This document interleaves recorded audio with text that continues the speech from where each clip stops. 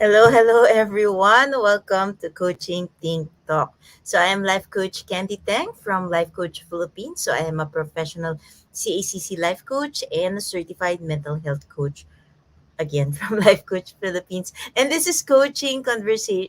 This is coaching for mindful eating. So this coaching conversation is for people who sees food as life, but who are being challenged by what they eat, which causes them physical, emotional, and mental stress. And my mission is to help 1 million individuals to become mentally fit to heal and recover from their broken identity, broken name, and broken dream so that they can courageously journey outside of their comfortable lifestyle to live responsibly. So, thank you for joining me live today.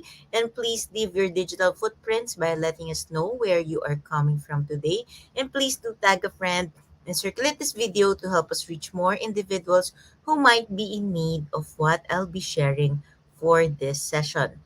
And you may also give some shout outs to people you want to greet and reach out with some inspiring message. So if you are watching this on a replay, please do comment hashtag replay. So I'm streaming via FB page of Life Coach Philippines and YouTube channel Coach AI Connect. So if you are new to our platform, please like, follow, and subscribe. Ayan. So my topic for this session is anxiety loves sugar. Ayan, sino po dito? Who here has sweet tooth or who loves to eat sugar? Like not literally the table sugar, but any form of sugar. Ayan. So feel free to share it with me. And why do you think anxiety loves sugar? So we have Coach Mao. Hello, Coach Mao. Good morning. Yan. So again, feel free to share with me why you think anxiety loves sugar. Okay, so um in case you're meeting me for the first time, so my name is Coach Candee Teng. So again, I am a professional CACC life coach and a mental health coach from Life Coach Philippines. I am a proud scholar of Master Coach's Tribe Speak, a six-step to six-figure speaking career training program. Hello, Coach Teen. So I am also a Master Builder Apprentice of Master Coach A, and we build tribe as we help your unstoppable dream to come true. And with that, I have my community when comfort is not too comfortable coaching community. So, sabi ni Coach Tin, it gives you the sugar rush so you can at least move. Okay, isa yan, Coach Tin. Thank you. Okay, so again, I am the creator and founder of When Comfort is Not Too Comfortable Coaching Community. And in this community, I help you become mentally fit so you can start healing and recovering no from anything that is broken from you, especially brought about no by your comfort zone, so that you can courageously journey outside of your comfort to live a life of stewardship. So when you talk about comfort, again, it is not only limited to physical comfort, but this can be your emotional comfort, your mental comfort as well, the patterns, no, the cycles, the things that you are so used to doing, even if you know that it is no longer beneficial for you. And also, I am proud coachee of Master Coach A. So we have been in partnership for 3 years now, and we are ongoing to our towards our fourth year of partnership, no. So I'm going to be renewing my partnership with Master Coach A, and it is a very exciting season because now it is all about brain integration, 'di ba? Ang taray. Okay. So before, no, when I came to Master Coach A, I was clinically diagnosed with multiple mental illnesses. So one of the illnesses that I have is eating disorder, and I used to have anorexia bulimia. So I used to be very thin, like super thin, like anything else, anything happens to me, I think I would break. So that's how thin I was.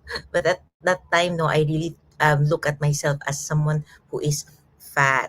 But then again, no, since I am healed from my multiple mental conditions, since it has become a pattern for me, it has become my comfort for I think nagmat bigla no. I think for around 15 years. It has become my comfort for 15 years. Even though I'm healed, no, there's a part of my brain that still operates like that, no. So, my neural pathway. So now we are creating a I am now creating a new neural pathway with Master Coach A. That's why we have coaching for mindful eating. So it is my personal journey, of really getting to know how to mindfully eat, how it affects the mental health, how it is very important for the mental health, and how food really affects the mental health. Because oftentimes, no, people just eat food when they want to, but they don't consider the the effects of this for our mental health. So this is what coaching for mindful eating is all about. Hey, so I invite you to like my page, Life Coach Candy, and of course, I invite you to join my group when comfort is not too comfortable coaching community. And if you have any questions, you need clarifications, feel free to message me on my personal account. So this is my one and only personal account. So if you see other accounts that doesn't look like this, that is not me. Okay, I only have this account. And of course, I invite you to like and follow the Cup Coffee Republic, which is the home of certified life coaches in the Philippines, and we are physically open from 11 a.m.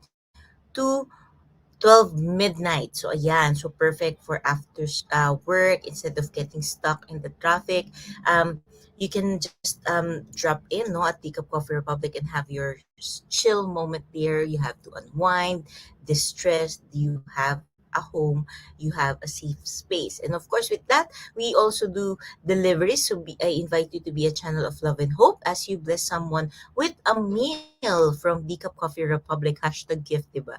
So give someone a meal from Decaf Coffee Republic, and with that, no, along with that, you can put your personal message, personal note, and help inspire someone today and bring light into someone's life this season. So be blessed all the more for being a blessing. And of course, before I begin, I invite you to get your hashtag pack my bag moments. So your hashtag pack my bag moments are aha moments, key points, words, sharings, lessons that resonates with you, and these are powerful truths that speaks to your heart. And for some, this even pinches your heart. And usually, kaya siya pack my bag moment kasi usually when you get this, you want to, alam mo yun, solve ka na, you can already go. And usually, when you talk about pack my bag moments, these are lessons, these are truths that you want to be able to carry with you along as you journey on in life. And of course, I invite you to share your hashtag pack my bag moment online, no, on your timelines. You get to bless other people as well, especially those who you think needs to see your hashtag pack my bag moment. Feel free to share it as well, no, as a personal message to other people. Of course, if you want to put a context so people will know where your hashtag pack my bag moment comes from, you can put hashtag coaching think talk, hashtag mentally mindful eating, hashtag mentally fit Philippines. Ayan. Hello, Coach Marife. Hello, Master Coach Jasmine. Again, your anxiety loves sugar. But first of all, what is the sugar that is in your mind? Ayan. Tada! Is it only limited to sweets, or are you aware that sugar also comes in simple carbohydrates form? It comes from starches, no? It comes from pasta. It can also come from white rice. It can also come from breads. It can also come from food as French fries. Ayan, yung mahilig po mag-French fries. Ayan. So we have Coach Marife, no, who just yesterday talked about tigwang yung brain ko. Ano ulit? Sa, nahirapan ako sabihin. Subcutaneous fat. I think it sana tama yung pagkasabi ko, no? And Coach Marife actually talked about sugar as well, no? That it comes in simple carbohydrates, meaning it can be easily broken down and provide, yun, subcutaneous fat. Thank you, Coach Marife. Ayan. Okay. So ano siya, that it simple sugars, simple carbohydrates again can be broken down faster no compared to complex carbohydrates, and this forms as well as glucose no as part of the fuel of our body. So technically no, we don't need added sugar from our diet. It has no nutritional purpose as well. But would you agree with me that it's no secret, of course, that although sugar can cause issues if you're indulging in too much, no, a little too much of the sweet stuff, still most people are eating sugar. And for some, no, too much sugar pa. And we all know the harmful effects it can have on our physical health, such as, 'di ba, like the thing that people know about sugar is it can contribute to obesity, it can contribute to type 2 diabetes, no. But like what I have shared previously, the effects of sugar, no, on my episode for the past, mindful eating, it has so many effects including cardiovascular disease and even your mental health. Yeah, which is of course I always talk about reducing sugar, no? And if you can put this away from your diet, then it is better, no? In order for you to lower the risk of the negative effects of sugar in our body that develops into chronic diseases. So again, the food that you eat also have long-term implications for your health, especially if you're eating too much sugar. It again may increase your risk for even mood disorders such as anxiety and depression. And sugar occurs naturally again in complex carbohydrates as well, no? Like fruit, sugar, and grains, and it is also present and more present in simple carbohydrates and refined foods like pasta, cakes, baked goods, ano pa ba, bread, soda, ayan. Sino pong mahilig dito sa mga soft drinks, ayan, soda and candy. So the typical diet relies actually no heavily on this easily digestible carbs and includes far too few complex carbs that derive from healthier sources. So mas madami if you can really look left and right. No? Kasama dyan potato chips, yes. Kasama po mga potato chips, mga packed goods usually contains added sugars, no? So eating too many, again, simple sugars may increase your risk for depression, mood disorder, and several chronic health issues. And did you know that there's actually a link no, between sugar and depression? And of course, if you have sweet tooth, no, like me before, di ba? I'm proud now. Before, then you actually want to be able to tune in. Of course, I only have this slide because I really want you to concentrate on what I will be sharing. Okay. So how does sugar actually affect your mood? So first, no, sugar again can affect your mood. So you've probably heard of the term sugar rush. Ayan, sino po dito yung pag inaantok, mag-grab ka ng anything that's food, no? Usually, di ba, pampagising natin yung food. And oftentimes, unknowingly, we reach out for simple carbohydrates, okay? And food that is high on sugar in order for us to get that vamp of energy, that sudden spike in energy, no? And for some, it helps, no? But if you keep on doing this is actually damaging for your health, and not only your health, but your mental health as well, no? And many when they do this, they have maybe even turned to donuts, sugar, soda, no? For an extra boost during a long day, especially talaga pag kalagitnaan pa lang ng day, no? But you feel that your energy is dropping. This is what usually people do. And kahit naman hindi dropping yung energy mo, usually, no, we have that kaya siya sweet tooth because you have that craving for sugar, and we usually get that sugar. So yet sugar may not be a positive pick me up. Okay, food, and researchers indicates that sugary treats actually have such has no positive effect on mood.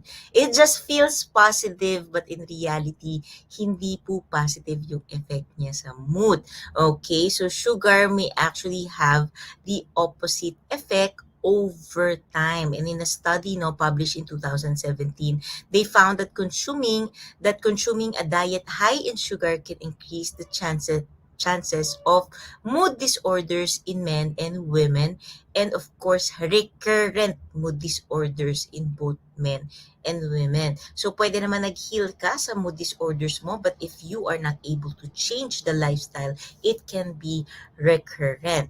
And a study in 2019 found that regular consumption of saturated fats and added sugars were related to higher feelings of anxiety, especially in adults over 60 years old. So it is very important to consider how diet and lifestyle choices can actually affect your psychological well-being. So if you missed this, I have I think Sweet Tooth is the title of that episode where I talked about the sugar rush, no, the addiction. There is such a thing as sugar addiction. The sweet tooth that we talk about is oftentimes sugar addiction, because sugar actually triggers the pleasure and reward systems in our mind. And later on, I will be talking about this. Okay, hello, Coach Darbel. Good morning. Okay, so secondly, it can weaken your ability to deal with stress. Ayan, sino po ang automatic dito? If you are stressed, you do emotional eating, and oftentimes the emotional eating contains carbs and sugars. When I say sugars, depending on sweets, chocolates, whatever that form is, okay? So if your idea of coping with stress involves a pint of Ben and Jerry's, I love Ben and Jerry's, no? You're not alone. So sino po ba hindi dito? Yung iba, di ba, Selecta. Yan, I like pistachio Selecta before talaga. I used to devour on a pint, no? Yung pint, ako lang yan. At isang upuan lang yon, okay? So, sino po dito, hashtag, no, relate. Ayan, who can here relate? Yan. Okay, so don't worry, I am guilty of this as well. So, lots of people turn to sugary sweets when they feel anxious, no? That's because sugar foods can weaken your body's ability to respond to stress. Yung feeling mo nawawala yung stress mo, but in reality, sugar can help you feel less frazzled by suppressing the HPA axis. I talked about the HPA axis just this Sunday, no? On Decaf Brewing Live. HPA axis again is the hypothalamic pituitary adrenal axis in your brain, which controls your response to stress. And did you know that researchers at the University of California found that sugar inhibits the stress-induced cortisol secretion in participants. So it minimizes the feelings of anxiety and tension. And of course, if just in case you don't know what cortisol is very much known, famous as the stress hormone. So the temporary relief sweets, no, provide may make you actually more eventually reliant on sugar and raise the risk of obesity and its related diseases. So technically, no, sugar inhibits the release of cortisol. Kaya scientifically may nangyayari po, no, it prevents the activation of the hypothalamic pituitary adrenal. This axis, no, this axis is responsible for you to be able to respond to stress. Okay, so inhibit niya. That's why eventually, as you continue to take sugar, no, it can weaken your ability to deal with stress. When you talk about ability to deal with stress, oftentimes when you talk about stress, diba, often dapat we face our stress, we manage our stress positively. Ibig sabihin, if we can find solution, we go for it. But oftentimes, no, people do not go for this and instead settle for the um tawag dito, temporary effects of emotional eating, which oftentimes involves starchy or sugar food. And did you know that sugar can actually increase your risk for developing depression. So it's hard to avoid reaching for comfort food, especially after a stressful day and a difficult day. But the cycle of consuming sugar to manage your emotions may only make your feelings of sadness, fatigue, and hopelessness worse after the sugar rush dies down. Doon magsisink in lahat, and often times 2 siya, okay? And multiple studies have found a link between diets high in sugar and depression. So overconsumption of sugar, especially added sugar, triggers imbalances in brain chemicals, and these imbalances leads to depression and may even increase the long-term risk of developing a mental health disorder in people. So in fact, there is a study that found that that men no who consume a high amount of sugar, which is like 67 grams or more each day, were 23% more likely to receive a diagnosis of clinical depression within 5 years. And of course, sino dito yung nakaka-experience, no?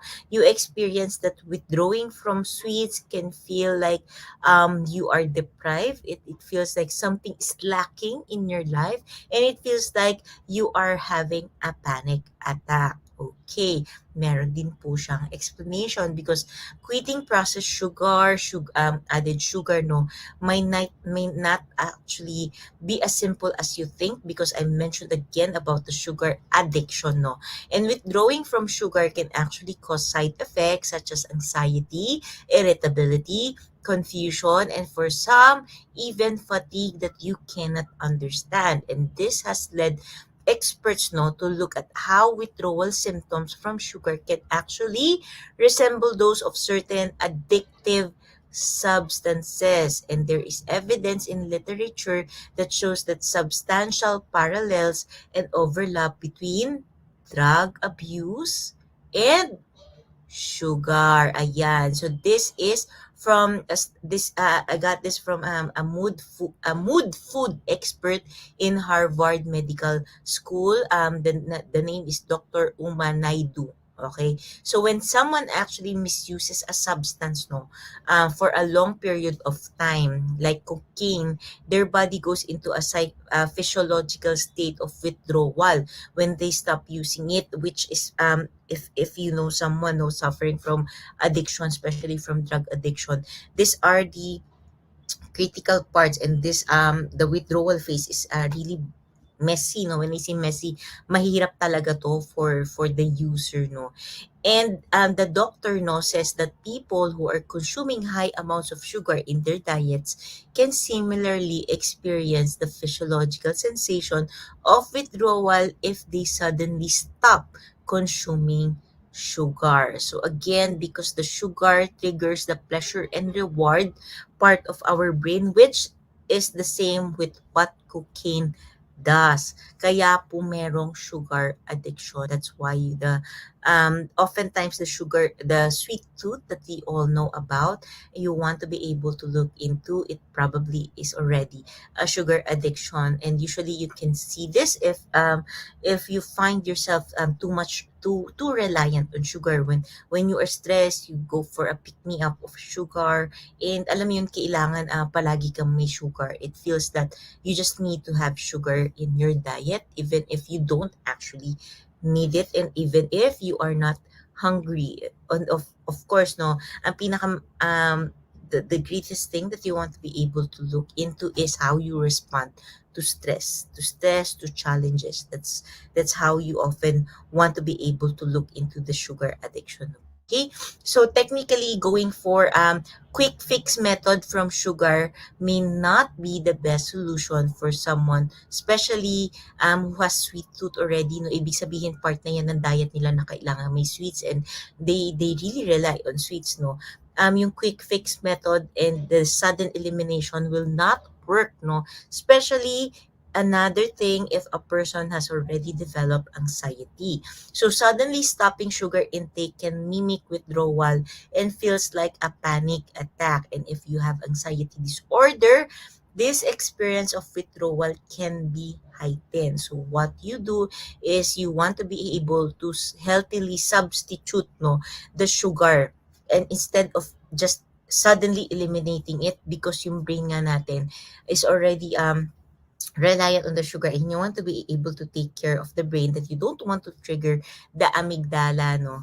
Okay, so ano siya, magsu-survival instinct siya, magwawala yung brain mo. So a good way of that is healthy eating, or a healthy switch, no, which we actually promote in the Coffee Republic. And in my case, since I have this against sweet tooth for since I was young, like literally when I was a kid, I really devour on candies. Kasi ang reason ko doon, candy kasi yung name ko. Okay? That's a silly reason, but that's really one of the reasons that I gave when I was young. Okay? But in reality, I just love sweets. Okay? I just love sweets. So the way that I was able to manage it is I I use, no, Citadel Slim Syrup. So this Citadel Slim Syrup is actually a plant-based sugar replacement syrup that has the taste. In short, sugary yung taste niya, but it is actually without sugar, and it doesn't affect your glucose level. So ganun siya kaganda, no? So it is zero sugar, it is zero carbs, and it is if you're wondering, yes, it is keto friendly, it is vegan friendly, and it is kosher quality. KOSHER. So if you want to look up to it, kosher quality is standard, no, maganda siyang standard, maganda siyang quality. Okay, and kosher is usually Jewish standard, no. So we all know about Jewish standard. They're being meticulously rated. It's really really good, and it comes with different flavors. So it comes with brown sugar, vanilla, caramel, and hazelnut. So it depends on you on what taste do you want to get from the sweetness. So instead of using brown sugar, molave, ano pa ba, honey, what else, agave syrup, ayan, there's so much, no. You can use the Citadel Slims because it is also helpful for your health. And the Citadel Slim syrup is made of erythritol, so it is FDA approved as early as, I think, around 1977, if I'm not mistaken, no. That's actually FDA approved. Okay, so that's one of the ways that you can actually do a healthy switch in order not to trigger the survival functions of your brain, no, para hindi ka nagwi-withdrawal, and it makes it possible for you to eventually get rid, no, of the sugar addiction. Okay, healthy switch, yun po. And of course, lastly, sugar zaps your brain power. Okay, your stomach may be telling you to dive in, no, and drink your way out of a jumbo, ako red iced tea yung favorite ko, a jumbo red iced tea, no? But your brain has a different idea. Okay? Iba kasi yung nafe-feel natin, iba din yung nangyayari sa brain natin.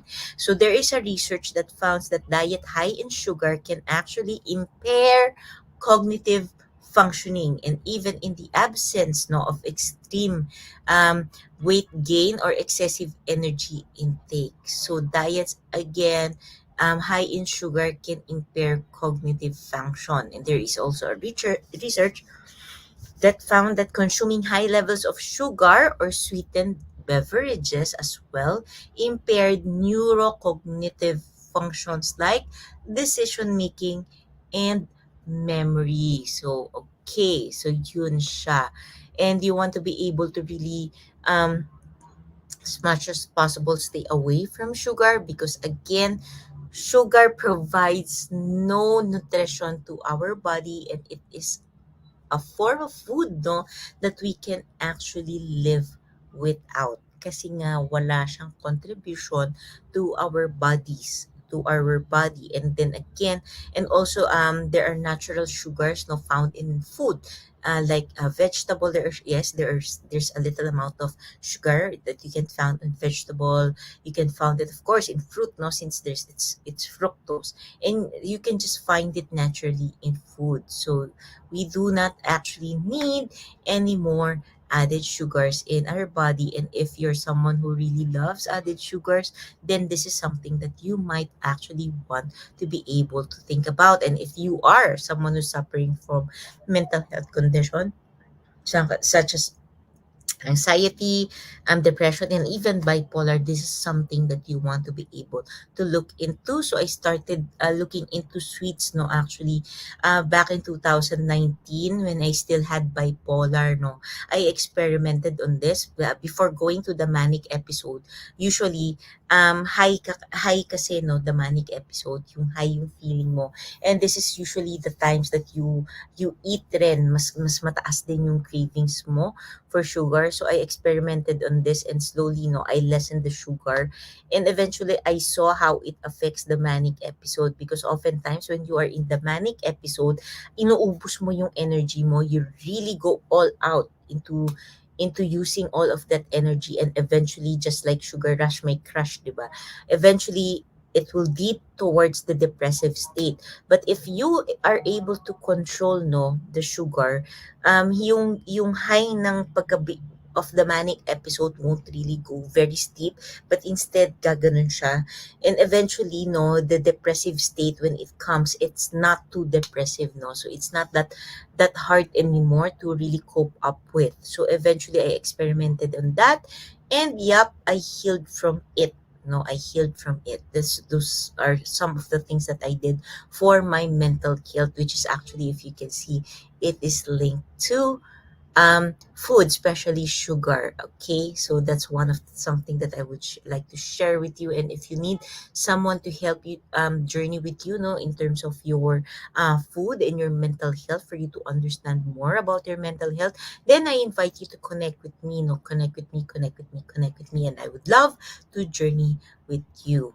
Okay, so that's it for our episode for today's mindful eating. And later on, no, towards the month of December, since 'di ba ito na yung month ng kainan, November to December na yan, the parties, the gatherings, 'di ba, nandiyan na lahat ng food. I will dive in more into sugar and mental health, into insulin, diabetes, and your mental health. What does it has to do with your mental health? Okay, so, as I end this conversation, let me invite you to be part of what we are doing as an organization of professional certified life coaches. So, if you are not yet a smart holder of B Learning e-card, then you are, of course, missing the perks that we are enjoying. And today is the best time for you to take action. So, connect with Coach Giselle through 0917-586-1661 to join the Be Learning Society, which is the tent maker of Be Learning homes for mental fitness. So, as a Be Learning e-card holder, no, you get to enjoy a 5% food and beverage discount from Decaf Coffee Republic, and you get a full access to mental model master classes by Master Coach A that happens every fourth Saturday of the month. Plus, you get to benefit from having a 90-minute free coaching session with senior coaches from Life Coach Philippines. So you want to be able to save the date on November 27 at 7 p.m. for our next Mental Model Masterclass, as Master Coach A will teach about the Jeff Bezos Mental Model Mastery. So this is very interesting, as this allows you to have a longer term of thinking, no, and the benefits of having a long term thinking. So just in case you don't know who Jeff Bezos is, he is an American entrepreneur.